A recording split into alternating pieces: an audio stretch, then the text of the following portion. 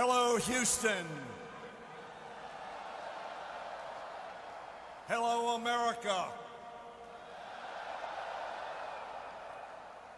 I am so pleased to be in Houston today with all of you and with the Prime Minister.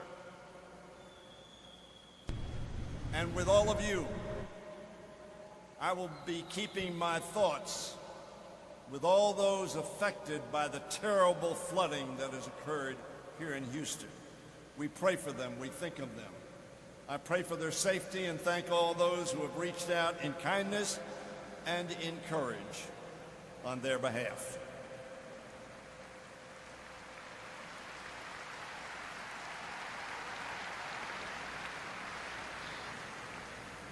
Like all of you, I'm honored to join in welcoming Prime Minister Modi to the United States.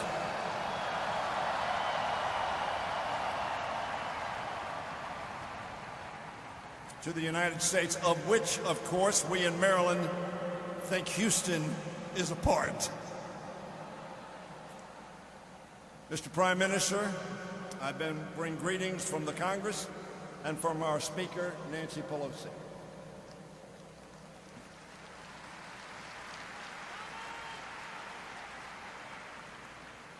I am glad to be here with many old friends and many thousands of new ones.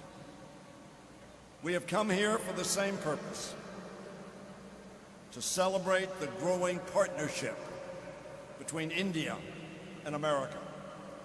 Two democracies committed to the same vision of the future. That vision, as all of us know, is based on the common hopes and the shared dreams of our people. Both nations shaped by the legacy of British colonialism. Both nations deeply cognizant of the price of freedom. We hold the same truths to be self-evident, that all are created equal, endowed by their Creator with the same right to strive for a better life. A vision yet to be realized in either of our two great nations completely. Our constitutions begin with the same three words: we the people.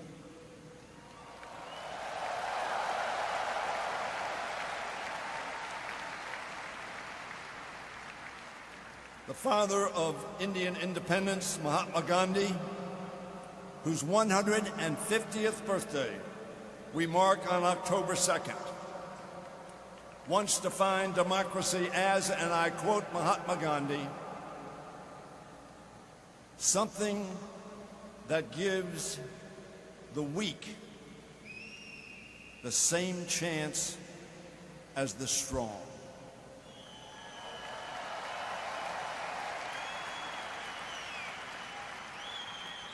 That, my friends, at its heart is what the ideal of American democracy and Indian democracy are all about. An equal opportunity to dream and work hard to make that dream come true. I'm proud, as all of you are, that the U.S.-India relationship has remained bipartisan, with both Democrats and Republicans working to bring the two nations closer in pursuit of that goal and our common principles. In recent decades, President Clinton had the vision to forge a new path for U.S.-India relations. President Bush, where was he from? President Bush strengthened the ties between our two nations. And President Obama solidified them. And President Trump continues that effort today.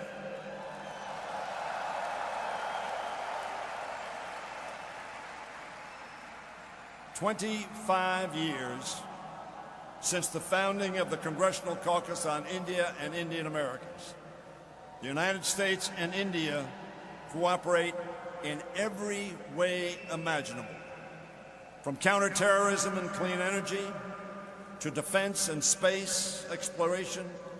We are now working together in ways no one could have envisioned a decade ago.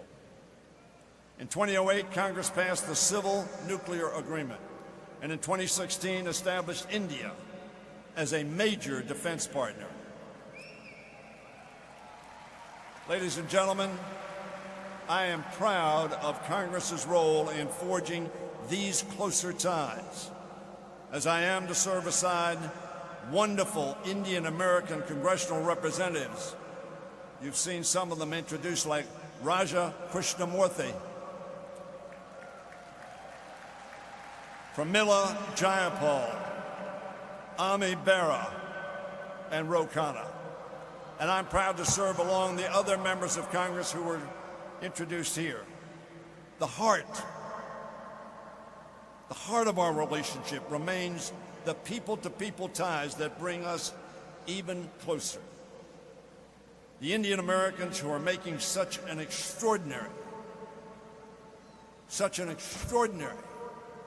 contribution to America. Thank you.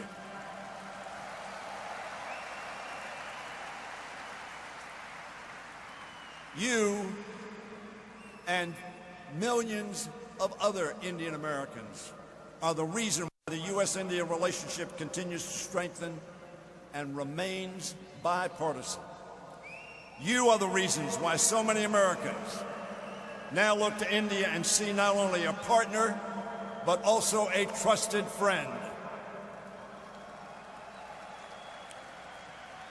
Throughout this country, Indian Americans have built strong diaspora communities that have opened their arms to their neighbors. They've given back through service as doctors, teachers, artists, researchers, entrepreneurs, lawyers, engineers, and in every sector of our economy and American life. Mr. Prime Minister, they are making a difference in America.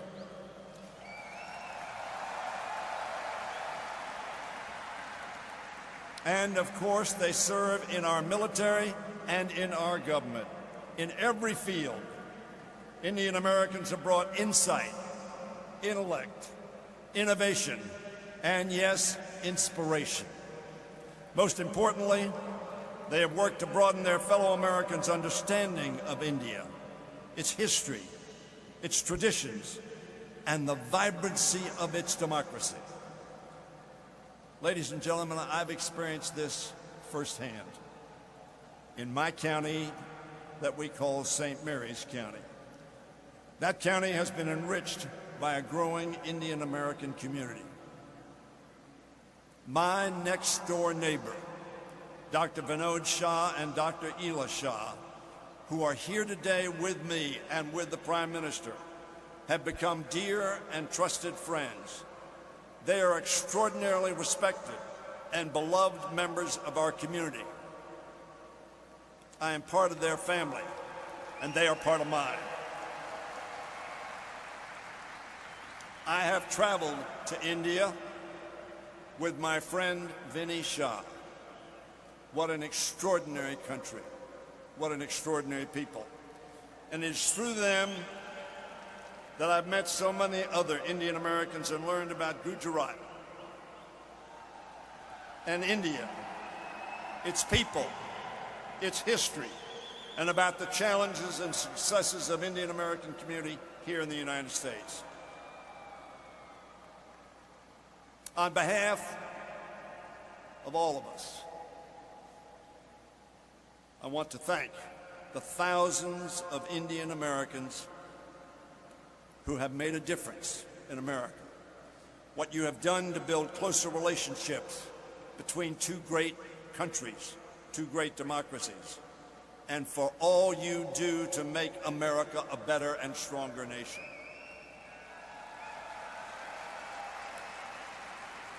Ladies and gentlemen, as we welcome Prime Minister Modi to Texas, we are inspired by the modern India he leads, while mindful of the challenges it faces. Undeterred as it reaches into the new frontier of space, and equally determined to lift millions out of poverty back on earth, making strides in access to education, clean water, health care, and while helping to lead in developing advanced energy technologies for a greener and healthy India. And like America, proud of its ancient traditions, to secure a future according to Gandhi's teaching and Nehru's vision of India as a secular democracy where respect for pluralism and human rights safeguard every individual. America and India must strive to make our promises and aspirations a reality for all our citizens. On the eve of independence, Nehru praised Gandhi's mission to, and I quote, a quote that all of you surely know, wipe every tear from their eye. And they made a pledge for India's future that so long as there are tears and suffering, so long our work will not be over. And in that sense, the work of our countries is not over. As he took his oath for office for the final time, Abraham Lincoln called for malice towards none and charity for all. He asked his fellow Americans, and I quote, to do all which may achieve and cherish a just and lasting peace among ourselves and with all nations. Together, we, the people of India and of America, must and will continue to motivate one another and the world to pursue the vision of peace, justice, charity for all, to strive malice towards none, and to wipe every tear from every eye. For those of us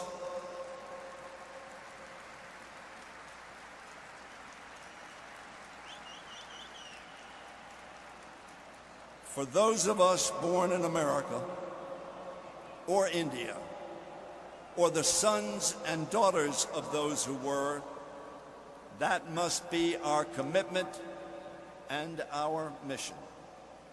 With malice towards none, to wipe every tear from every eye.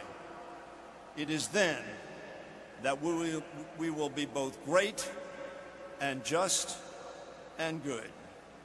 It is this unfulfilled mission that brings us to Texas today. It is the shared hope that binds us in common purpose. Two democracies, two histories, one partnership, one dream for a better tomorrow. Welcome, Prime Minister. Thank you very much. Thank you all.